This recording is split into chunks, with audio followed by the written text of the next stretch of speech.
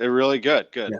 And I did read the book, and it's fabulous. And we're live. And I was telling Daniel the book, One Line Drive, which turns out to be like that was.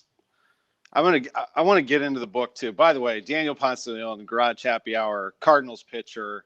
We love him. He's part of the organization and has been for a while. Daniel, thank you first of all for doing the show. Yeah, thank you for having me on here. I'm excited to do this. It's great having you. I told you off the air that Arenado was the last guest. He did it, and we had a lot of fun. And but the name of the book, One Line Drive, really got me right away. That it was the address of the ballpark.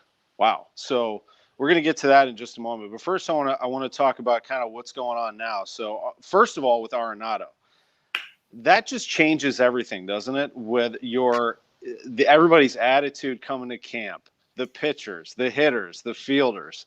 What an addition that is for all of you. Yeah, I mean, the pitchers are pumped up that we have them because that increases our defense that much better. We're the best in the league, and we're going to be even better. The hitters are also pumped up too because now we have another weapon in the lineup. It helps everyone out. Oh, absolutely. Yeah. I mean, and he has. Of course, we all know he had the shoulder issue last year, but, once he gets going, this guy's a 3-time home run champion in the National League. Huge lineup.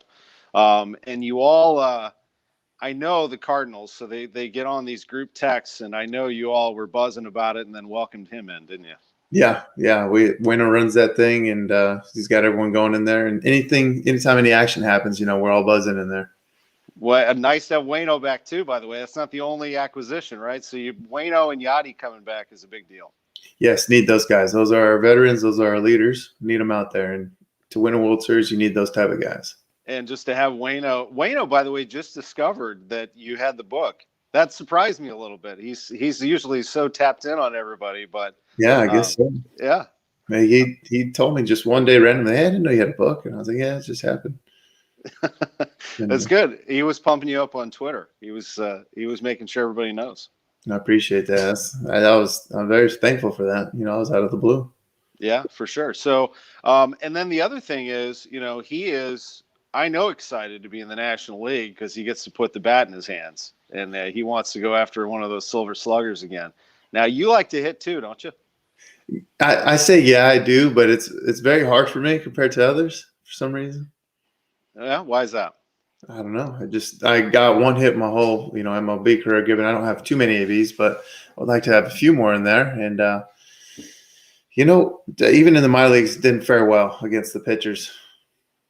Good athlete, though. This guy's a really good athlete. Actually was more of a basketball player, football player before baseball really took over, right? But my theory on this isn't a theory. This is actually true. Why pitchers don't hit as well as position players? You just don't see as many pitches as them. I mean, 100-mile-an-hour pitch is like, if anyone's ever seen a pitch like that up close, it's like a blink. I mean, your eyes have to adjust to it, right?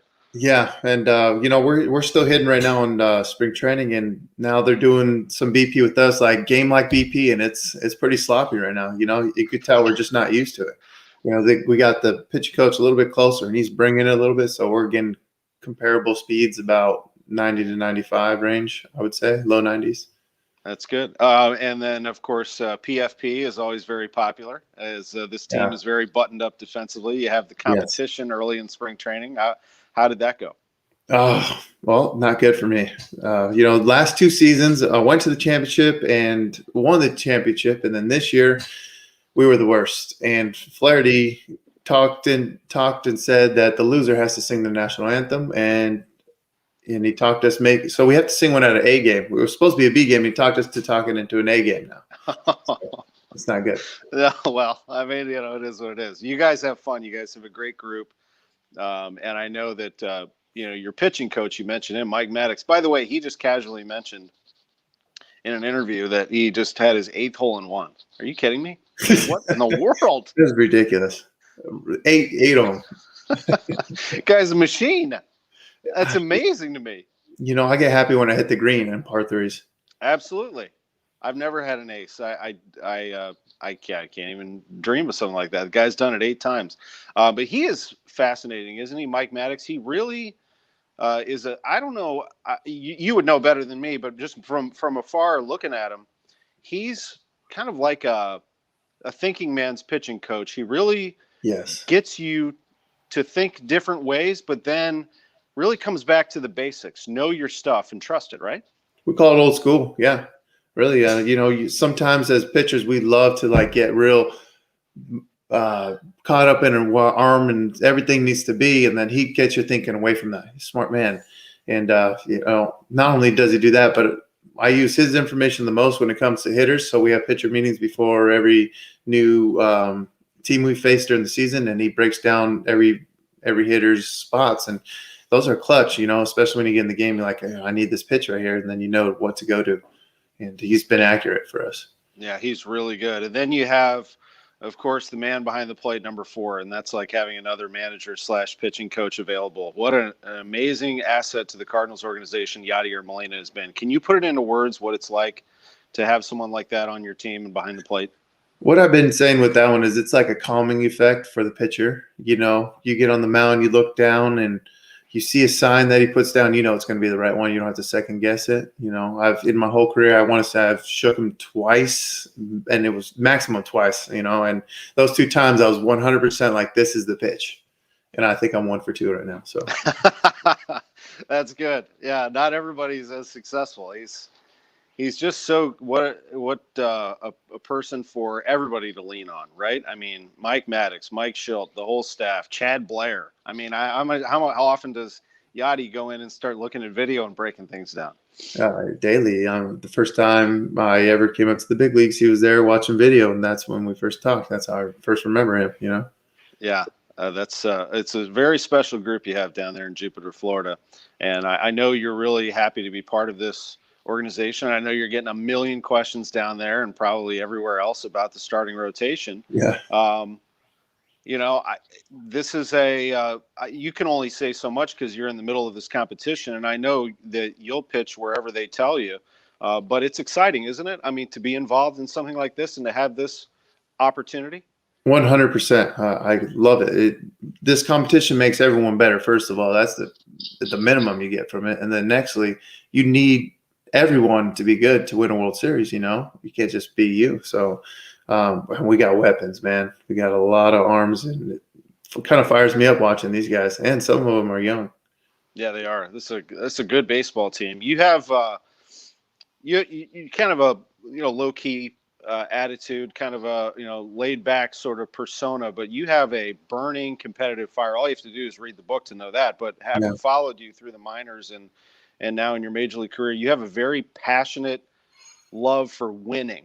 It's not just about this isn't enough. You want to win, and I've always sensed that about you. Thank you. I appreciate that. Sometimes it gets a little too much, and it's hard sometimes to control because you're so wrapped up in it, and I'm sure everyone else cares. But I just hate losing. Never. I don't know. A lot of people say they don't, but you could tell like if they lose, they don't really care. I hate it. Right. Well, why do we get into all of this, right? To compete and to win and to do whatever we're doing to try to be the best at what we do. Exactly. And there you are playing for a team that the Cardinals really do care. They showed it with the Arenado move, but beyond that, there is something different about this organization. I agree. You could tell just the way they've navigated and made these rosters. The guys they put together they're not only good baseball players, but they all kind of think the same way, and they want to play baseball. They're not there trying to collect checks and whatnot. They're here to play hard too. So spring training overall, it's been different. We were talking about it a little bit off the air, but I don't know really what it's like inside there totally, because you never really get to see all of each other at the same time. Everyone's kind of on a timed sort of organized workout. While it's good, you're focused and getting your stuff in. It is different, isn't it? Yeah, you miss the camaraderie with the brothers. There's a plus and a minus to the plus is your days are nice and scheduled out. You're in and out. You're getting your work done, as opposed to sometimes you come in at 6, 7 a.m.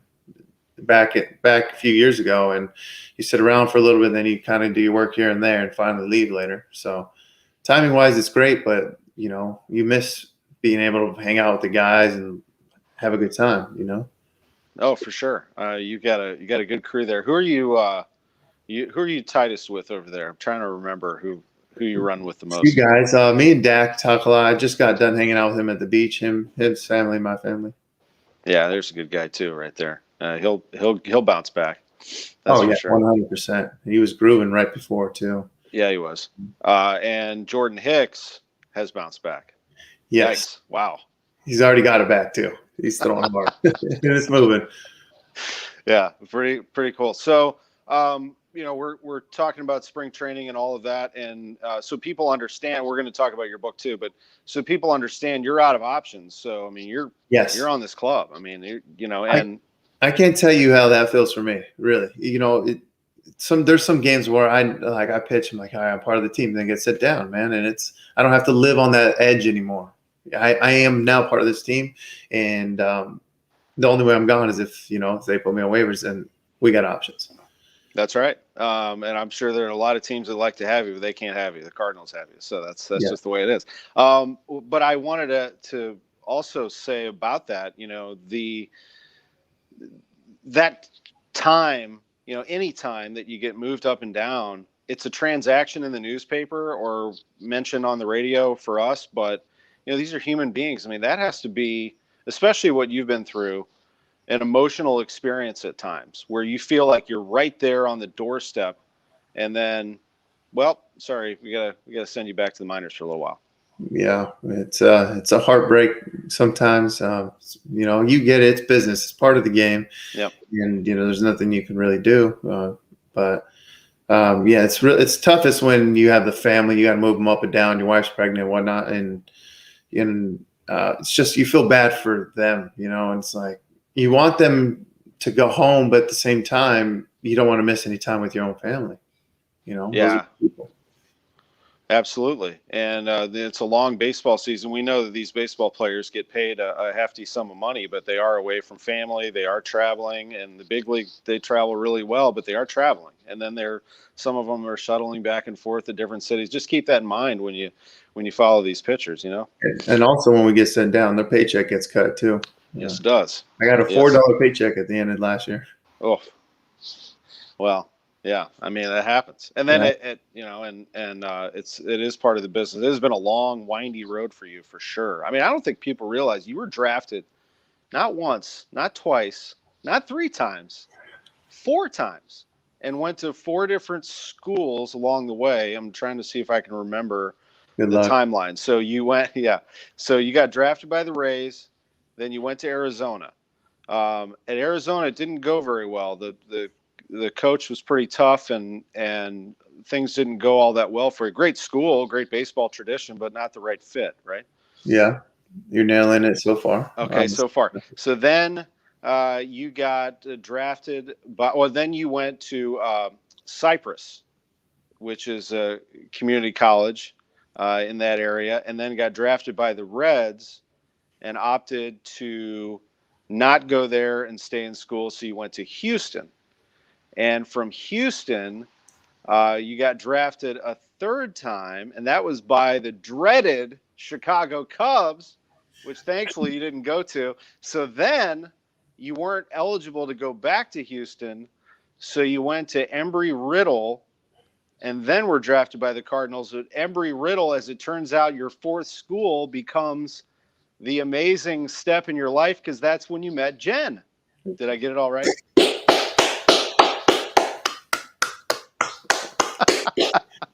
You got to have notes or something. That was impressive. You nailed that. Wow, that's right here. I've been doing my homework, but that's a windy road that ended up with this amazing person at the end of the road at Embry-Riddle. Yeah, I got, that was the school where I said, I don't even want to talk to any girls. I just want to play baseball. I think that was the time I finally decided baseball was, I need to do it now, and found my wife. And she becomes a huge part of this story. And by the way, he did get drafted and ended up with the Cardinals, as we know. And so here you are in the Cardinals organization. You start at, State College. and then kind of work your way through there. And I'm going to advance to May 9th. So May 9th, 2017, you're pitching for the AAA Memphis Redbirds, man. And it's an afternoon game. You're playing Iowa up in Des Moines. I've been up near that ballpark, Iowa Cubs. As it turns out, the address, as I mentioned at the start, is One Line Drive. And Victor Caratini's at the plate. And this is all in the book, by the way, but I'll have you take us through it. I want to hear it from your perspective. When your catcher Rosario calls for a pitch down and away, and I take it from there. Okay. So, first kids' day game. So, it's a little more rowdy than you're normally used to if you've ever been to one of those. And, second inning rolls around. I had a bit of a rough first, but no one scored. So I got through it. And fastball down away. And I remember throwing the two seam because I was throwing two seams at the time and started right down the middle. And it didn't move. I just rode right down the middle. And Caratini hit the line drive back up, saw the seams, goes and hits me in the side of the head. And if you ever see like balls hit guys, it usually hits and deflects sideways, goes left and right. But that one hits me in the head, goes straight up and falls straight down right next to me. And you were wearing glasses, and amazingly, it didn't break the glasses, didn't break your skin either. No. Yeah, it hit me right where I would imagine the glasses were. That's kind of where the dent is in my head. And, those were fine. You see the hat shoot off too. And just, those things are bulletproof, I guess. You thought at the time you're okay. I mean, you got hit in the head. I played football before. I've been a quarterback. I know what concussions are like. Maybe I got one, and we'll move on. Yeah, you don't really know when you're in a confusion at the time. So, and a traumatic brain injury is a concussion in a sense too. So, I just didn't know what happened right then. And I thought it was fine right away and then didn't really feel bad till later. And watching it was Jen, and she was not there, but she was watching it on TV, on video, and she thought you initially got hit in the shoulder. And then when she saw the reaction, she realized it was head, right? Yeah. And really the thing that was the best was Josh Lucas, who was one of our guys in the bullpen. He ran straight into the clubhouse, texted his wife, Whitney, and Whitney texted my wife, who was my girlfriend at the time, texted her the trainer's number, Scott Ansel's number. So he was able to be in direct communication with her because she didn't know what happened right away. Scott Ansel saved your life. I mean, yes, he did. Unbelievable. So he comes out and he starts asking you questions, but you're not conscious right away. And then you kind of come to and start to answer some of his questions, but he knew something was off. How did he know that? Were you responding slower than usual? Yeah, that's what he said. He said, I was kind of mumbling, slurring my words a bit. They weren't coming out clean. And in my own head, I feel like, I'm acing this test here. It doesn't seem too bad for me. And you wanted to just get out of there because it's like you said, it was so loud with all the kids, and then suddenly dead silent, everyone's watching, and you're like, come on, let's just go. Yeah, I still think like, I was able to think that much at the time. Like, I was kind of embarrassed. Like, I'm just this guy laying on the field, just get me off. And we continue the game on, I'm just wasting time. And you know how baseball players about their games getting delayed and whatnot. So I just wanted to get up, but thank goodness that I didn't. They rush you to the hospital, and it was determined there after a tough time for you because the pain's starting to set in a little bit as you're making your way there. You say a prayer, and you make it to the hospital. And at that point, the decision, just kind of fast forwarding here, the decision is made to have surgery because it is very serious.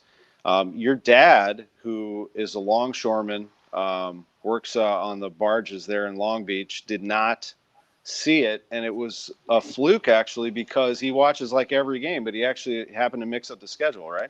Right, he doesn't miss a game ever, and he missed one just because he mixed it up. That is, I don't know. I don't really believe in coincidences, and just things happen because they're supposed to.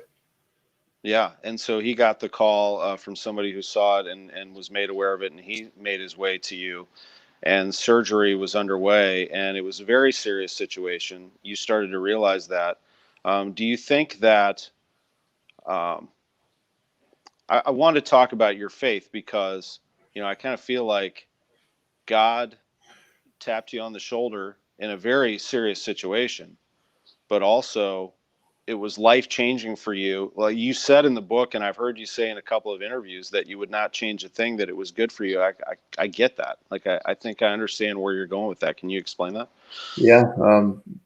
Being a Christian man, I do read the Bible a lot. And one of the things I believe is, it says in there that the God will chasten you as a father chastens his son. And that's kind of like disciplining, when you do wrong, you get disciplined. I wasn't living my life right. And finally God had enough. So he hit me in the head, said, "Hey, wake up." And, that was my 180 right there. And that's exactly when my life started turning around. And that's when I turned into, who I am today, who is not perfect, but I'm trying to be. Certainly. Well, you were of Christian faith and listening to Christian music before games and before that. But this was definitely changing for you in a lot of ways, made you more focused on that, and also family. Jen's involvement. I want to talk about her because she's a prominent person in this book. How Scott and your dad and so many people along the way, but without Jen, how do you guide yourself through this? Without Jen, I'm just a mean person. She teaches me.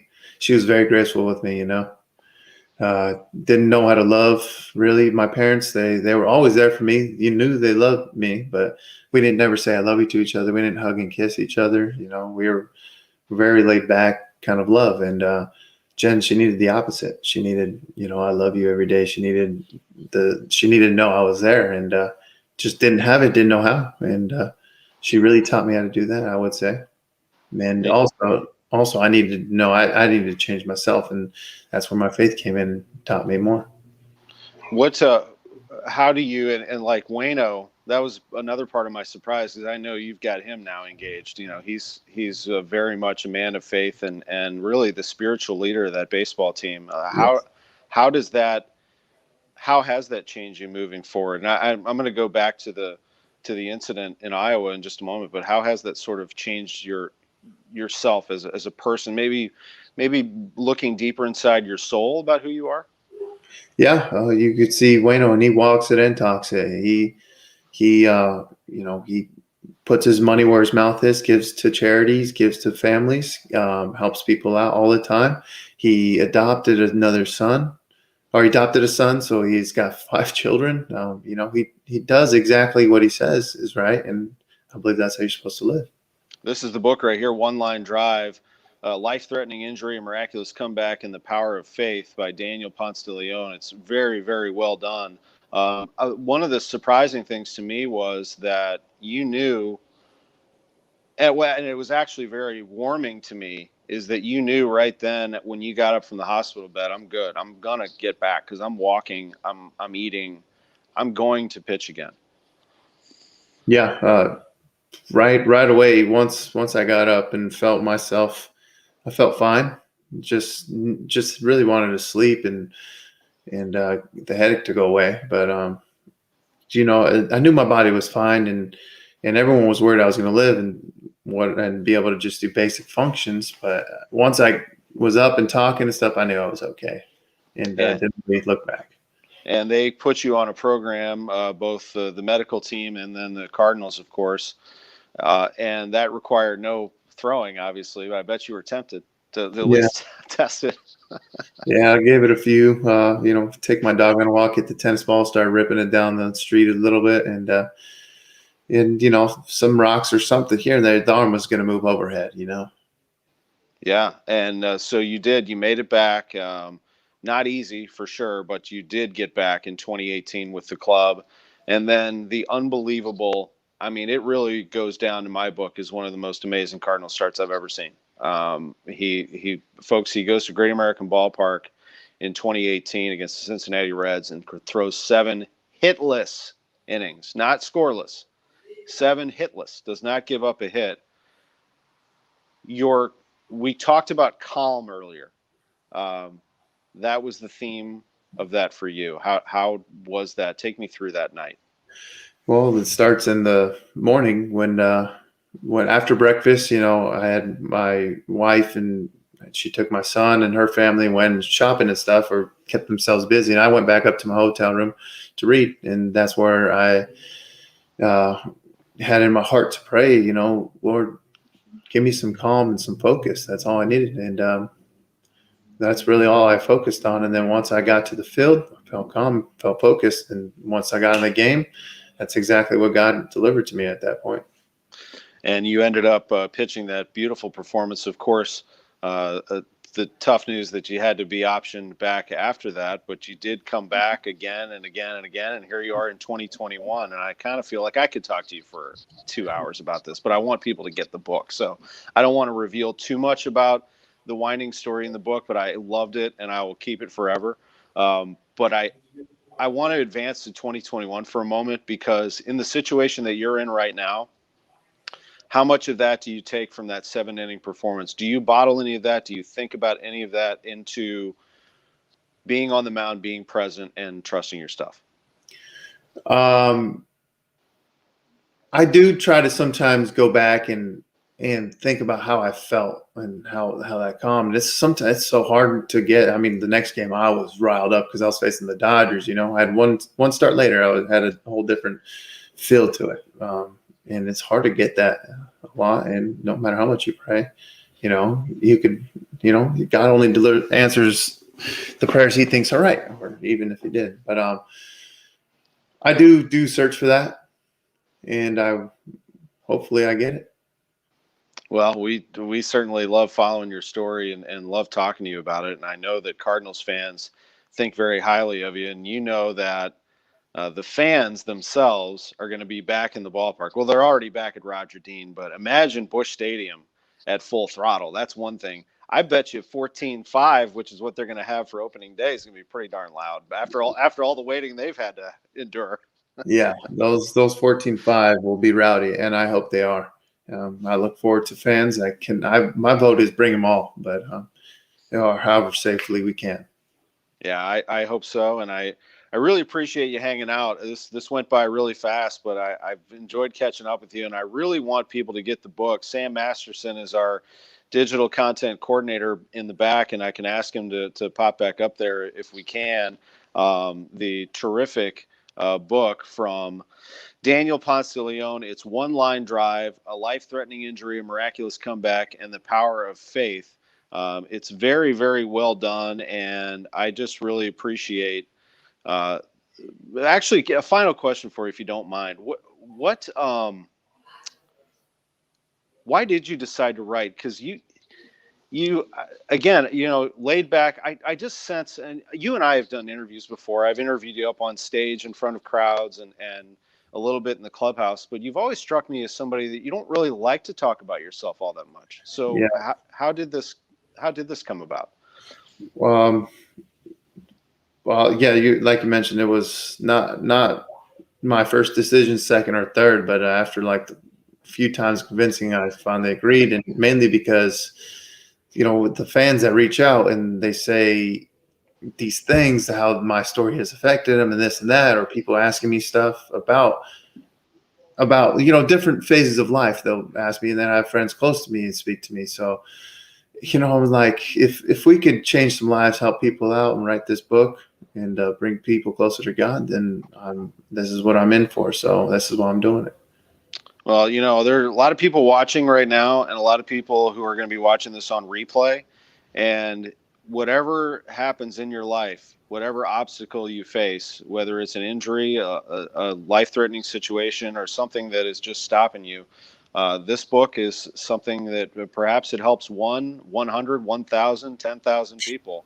And I think that's where you're headed, Daniel, is exactly that purpose. And that's, I'm certain, going to be something that this just came out on Tuesday. I mean, when it starts to get in people's hands, you'll get that feedback.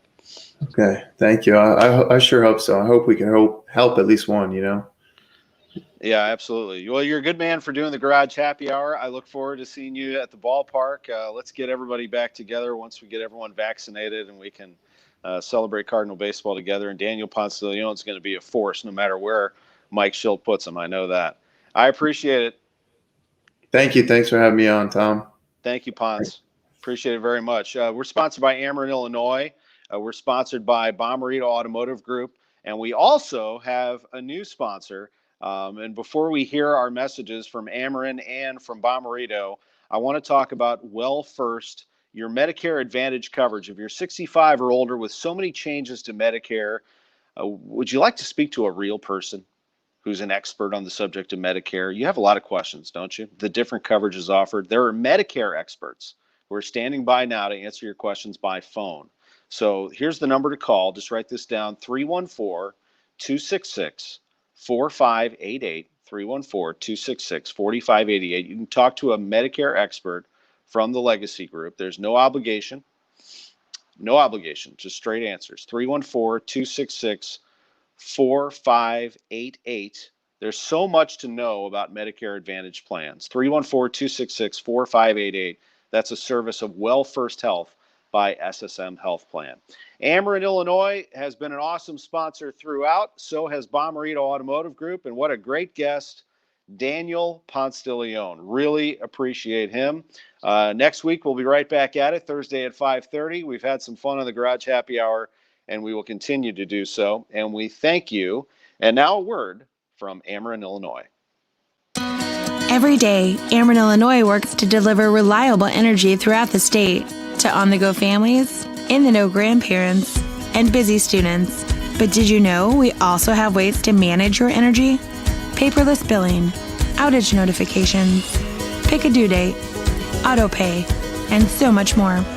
So no matter who you are or how you use your energy, there's an option that's right for you. Learn more at amerenillinois.com/options.